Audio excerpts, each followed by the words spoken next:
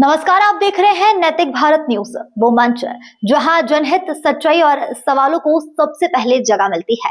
मैं हूं साक्षी और अब शुरुआत करते हैं इस वक्त की सबसे बड़ी और अहम खबरों के साथ। नागरिक हक संरक्षण समिति की ओर से एक दिवसीय मार्गदर्शन कैंप का आयोजन किया गया। नागरिक हक संरक्षण समिति खामगांव की ओर से 9 फरवरी 2026 को सुबह 11 बजे से शाम 4 बजे तक नगर पालिका खामगांव के मुख्य द्वार के सामने एक दिवसीय मार्गदर्शन कैंप का आयोजन किया गया है। इससे पूर्व नगरीय हक संरक्षण समिति द्वारा 17 सितंबर 2025 को एक दिवसीय धरने आंदोलन भी किया गया। नागरिक हक संरक्षण समिति खामगांव ने 2 फरवरी 2026 को नगर पालिका को प्रॉपर्टी टैक्स वृद्धि के संबंध में आपत्ति अवधि बढ़ाने के संबंध में एक लिखित ज्ञापन दिया था। उस ज्ञापन पर संज्ञान लेते हुए मुख्य अधिकारी खामगांव ने टैक्स वृद्धि के संबंध में आपत्ति अवधि की मांग को स्वीकार कर लिया है और अवधि को 7 दिन बढ़ा दिया है। उक्त टैक्स आपत्ति अवधि बढ़ाए जाने के कारण शहर के सभी करदाताओं ने नागरिक हक समिति के माध्यम से अपील करना चाहते हैं तो संबंधित कर धारकों और संपत्ति मालिकों को नगर पालिका खामगांव टैक्स विभाग की ओर से टैक्स वृद्धि के संबंध में नोटिस प्राप्त हो चुकी है।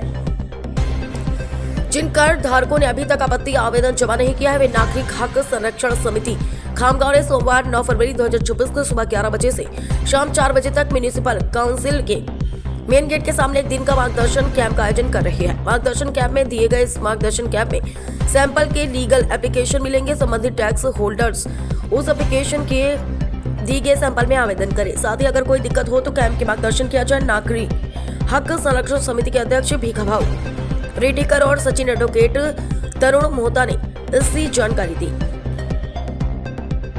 नमस्कार, मी नागरिक संरक्षण समितीचा अध्यक्ष भिकाजी रेड्डीकर।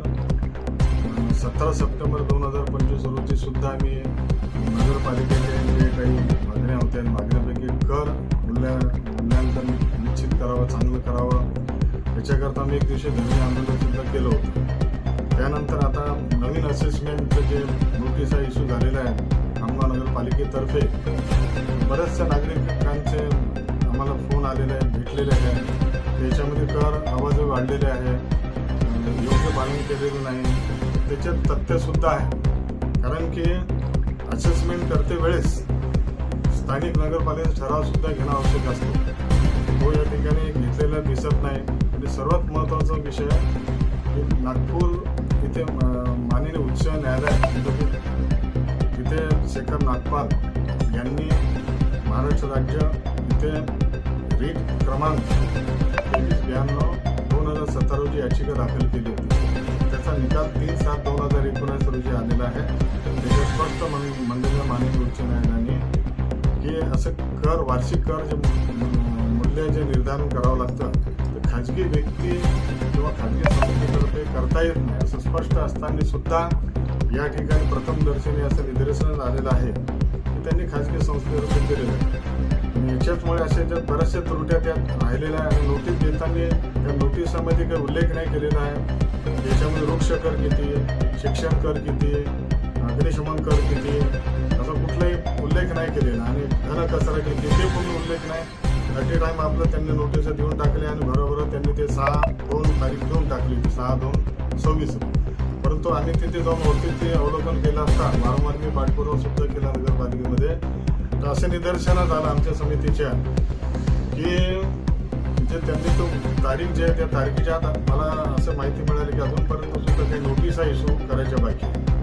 आणि मग आम्ही तो धागा धरून आम्ही स्वतः आमचे सचिव जे तरुणजी भाऊता आणि मी तिथे गेलो। सन्माननीय अध्यक्ष डॉक्टर पुतळे यांची भेट घेतली, त्यांना लेखी अर्ज दिला की बाबा हे एवढ्या वेळात होऊ शकत नाही। त्यांनी आमच्या याची दखल घेऊन 7 दिवसाची मुदतवाढ त्यांनी दिलेली आहे। तर त्या 7 दिवसाची मुदतवाढ दिल्याबद्दल मी त्यांना धन्यवाद देतो। परंतु आणखी यावेळेस आम्ही थांबणार नाही समितीवाले असं की त्याच्यामध्ये जे काही नागरिकांच्या तक्रारी आमच्याकडे आलेल्या आहेत आणि ज्यांनी अजूनपर्यंत हरकत घेतली नसेल त्याकरता आम्ही नागरिक हक्क संरक्षण समितीतर्फे नगरपालिकेच्या मुख्य द्वारासमोर 9/2/2026 रोजी एक नीट कायदेशीर एक अर्ज परत आम्ही देणार आहे। त्या कायदेशीर ज्या अर्ज आहे तो दिल्यास आणखी आपल्याला तिथे भेट येईल, आपलं वजन वाढेल, आपल्या डॉक्युमेंट चांगल्या तऱ्हेने देता येईल। तर याच्याकरता आम्ही नागरिकांना तिथे मार्गदर्शन पण ठेवणार आहोत। मी आपल्या या सोशल मीडियाद्वारे मी त्यांना विनंती करतो सर्व खामगाव शहरातील मिळकत धारकांना की त्यांनी आमच्या याच्या समितीच्या सेवेची संधी जरूर घ्यावं, आम्हाला संधी द्यावी, त्यांनी लाभ घ्यावा. 9/2/2026 रोजी एक दिवशी आमचा समितीचा कॅम्प राहील. त्याची वेळ राहील 11 ते 4 या वाजेपर्यंत. आम्ही तुम्हाला निःशुल्क मार्गदर्शन सुद्धा करणार आहोत आणि ते नमुन्याचे अर्ज सुद्धा आम्ही देणार आहे. त्या अर्जाची परत सुद्धा